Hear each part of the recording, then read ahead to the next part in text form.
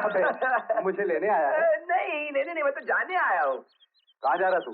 मैं वो। अबे काम का वक्त आया और तू जा रहा है? अरे नहीं भाई नहीं, गीता के मंगनी का सारा इंतजाम कर दिया मैंने। मुझे नौकरी मिली है, मुझे जानना, मुझे कल रिपोर्ट करना भाई प्लीज। तुझे नौकरी मिल? किस उल्लू के पट्टे में नौकरी दी है? गीता, माँ। गीता, कैसी है तू? कैसा है रे? माँ जी प्रणाम।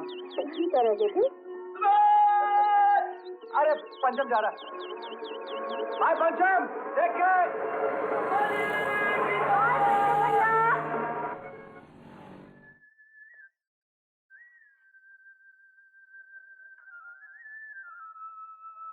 माँ, देखो भैया मेरे लिए कितनी अच्छी चीजें लेके आए हैं। लड़की के पिता दौलतपुर के रहने वाले हैं। आज शाम को आ रहे शगुन के लिए। लड़का भी आ रहा है? अरे वो कैसे आएगा? काले कोसों दूर बम्बई में काम करता है। 2000 रुपए तनख्वाह है। किशन भैया ने देखा सुना है, कहने लगी आंखें मूंद के ब्याह दो। सुना गीता, माँ तेरा ब्याह आंखें मूंद के कर रही है। पता है क्यों? बहुत बदसूरत है वो। तुम्हें? तो फिर आंखें मूंद के ब्याह क्यों कर रही हो? देवला बहन, तू आ गया सुमेर बेटे? प्रणाम मामा। जीते रहो बेटे, जीते रहो। अब आप ही बताइए इस लड़के के बारे में। आप बताइए। देखो बेटे, सगा मामा ना सही, लेकिन गीता को मैंने हमेशा सगी बेटी की तरह समझा है। जहाँ की बात पक्की की है, उससे अच्छा लड़का तो मिल ही नहीं सकता। मामा मुझे कुछ ठीक नहीं लग रहा। क्या कह रहे हो? क्यों? तुमने देखा लड़के को? अरे देखना क्या है, उससे बुरा कोई हो ही नहीं सकता। सुमेर, साफ साफ कहो, किसने बुराई की है उसकी? इन दीवारों ने। दीवारों ने? अब आप ही बताइए मामा, जो लड़का हमारी इस दुनिया को घर से उड़ाकर ले जाए, उसे मैं अच्छा कैसे कहूँ? सारा घर सूना कर देगा वो सुपर दुष्ट। ओहो, तेरे मजाक से तो हमारी गाड़ी ले ली थी। अरे मैं तो डर ही गई थी।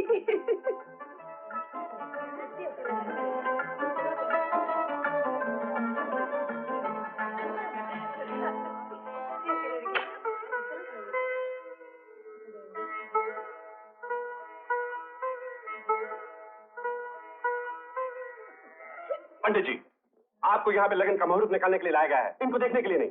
पंचांग देखिए। क्षमा कीजिए श्रीमान जी, आपकी सूरत कुछ जानी पहचानी सी लगती है।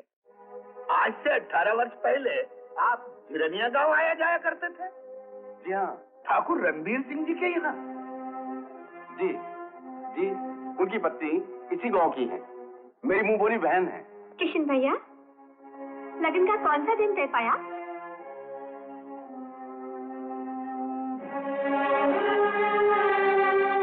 महाराजा, आप इनकी बेटी को बहू बनाने जा रहे हैं? हाँ, क्या बात है? अजी, ये महज चरित्रहीन महिला है। किशनलाल जी से इनका टांका है। हाँ, ये बच्ची इन्हीं से पैदा हुई है।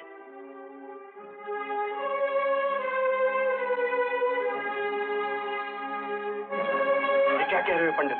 महाराजा, झूठ बोलूं तो मुंह पर थूक देना। एक सती दो पति। जो महासती, पहचाना मुझे?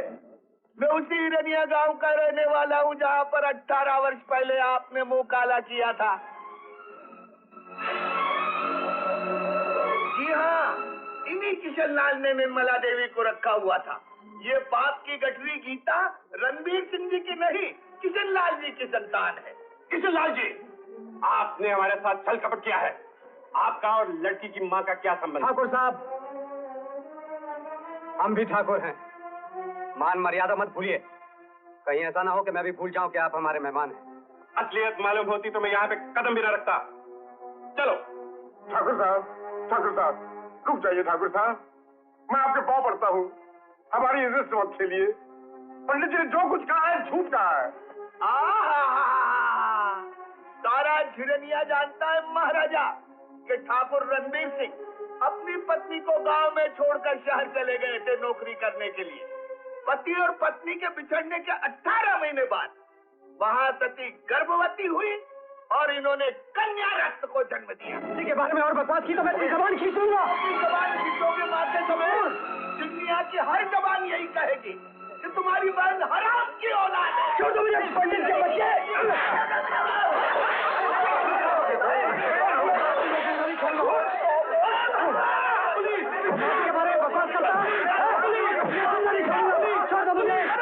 मिस्टर चमेर, आप किशनलाल जी के जमानत पर रिहा किए जाते हैं, लेकिन इतना याद रहे, तारीख पढ़ने पर आप कोर्ट में हाजिर रहें, वरना आपके नाम गिरफ्तारी का वारंट निकलेगा। मुझे मालूम है। अब मैं जा सकता हूँ? जा सकते हैं।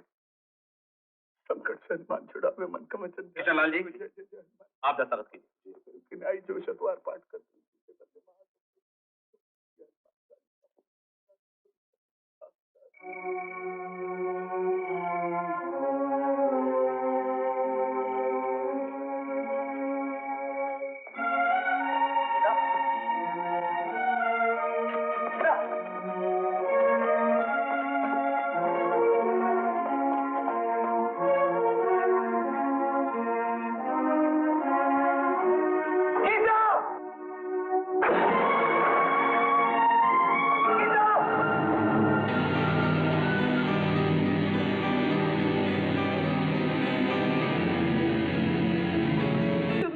क्यों बचाया भैया? मर जाने दिया होता, मर जाने दिया होता। मजबूत दिल है तुम्हारा, माँ सा कायर मन नहीं जो मुझे जन्म देते ही मिटा न सकी। गीता, ना पैदा होते ही मुझे मार डाला होता, कुछ दिन तुम्हारी ममता तड़प कर शांत हो जाती, लेकिन मुझे तो सारी जिंदगी तड़पना है, कदम कदम पर ये सुनना है कि मैं हराम की औलाद हूँ। उसका गीता बस, अब मुझसे और सहा नहीं जाता।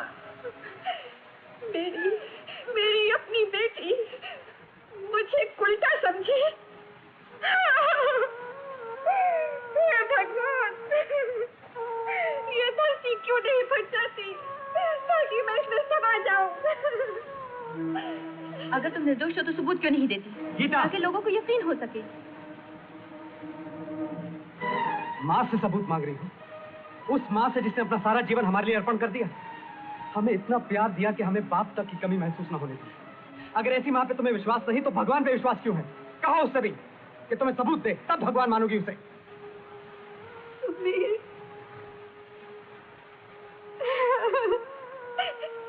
तुम हमारे लिए भगवान से कम नहीं हो माँ।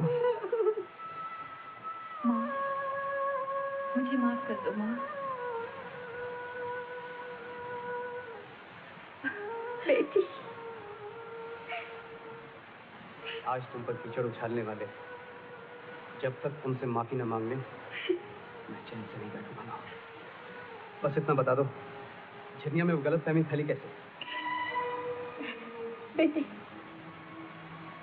चिड़िया गांव वाले सिर्फ इतना जानते थे कि तुम्हारे पिता आखिरी बार गांव से कब गए। 10 महीने बाद वो लौटे भी थे, लेकिन ये गांव वाले ना जान सके। अड़ोस पड़ोस वाले भी नहीं माँ? कोई भी नहीं। अमावस की रात थी, सारा गांव सो चुका था जब वो आए, और दिन निकलने से पहले ही चले गए।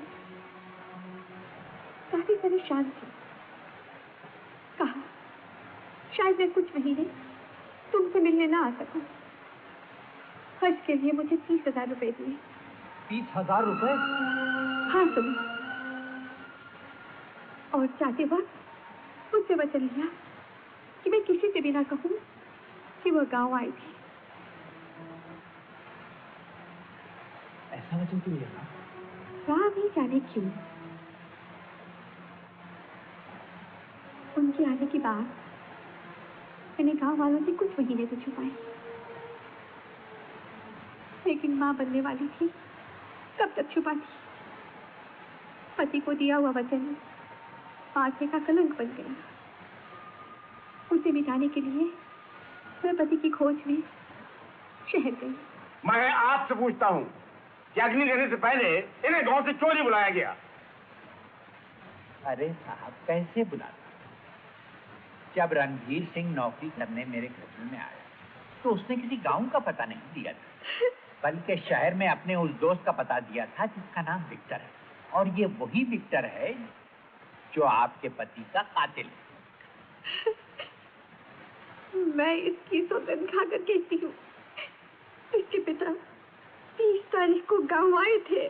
फिर कैसे मान लिया जाए कि उसी दिन उनका कत्ल हो चुका था? इसलिए कि लाश मैंने शिनाख्त की और उनके साथी रामलाल ने शिनाख्त की। अब बेहतर है कि आप ही शिनाख्त कर लें। इंस्पेक्टर साहब, वो सारी चीजें निकालिए जो हमें लाश से मिली। पहचानिए, ये पर्स, ये चेन, ये घड़ी, ये सब आपके पति की है ना? जी हाँ, ये सब सामान उन्हीं का है। मिसेस सिंह, ये सारी चीजों की लाश पे थी। पोस्टमार्टम की रिपोर्ट से कत्ल 16 अगस्त को हुआ था। हे भगवान, मेरी समझ में तो कुछ भी नहीं आता। इंस्पेक्टर साहब, मेरी समझ में कुछ कुछ आने लगा है।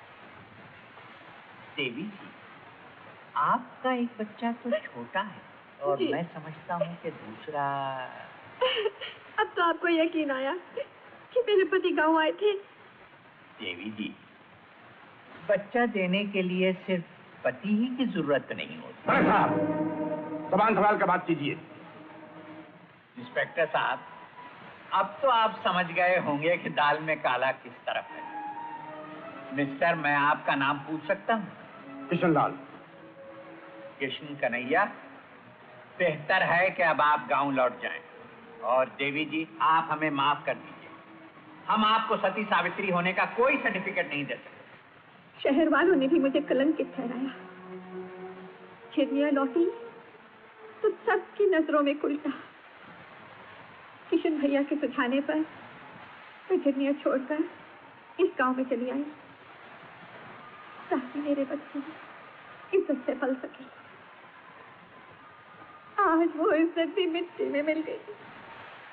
यस, या तो डॉक्टर ने गलती की है या तो उसे गलत रिपोर्ट देने के लिए रिश्वत दी गई। लेकिन किस लिए भैया? रिश्वत कौन देगा? शायद होटल का वो मालिक। मुझे तो शक है माँ, पिताजी ने हेरा फेरी के धंधे में फंसकर अपनी जान गंवाई। वो ऐसे वैसे नहीं थे बेटे, होटल में अच्छी नौकरी थी उनकी। और तनख्वाह थी 400 रुपए। तुम्ही ने बताया था। जरा सोचो माँ, तुम्हें देने के लिए 30,000 रुपए कहाँ से आए?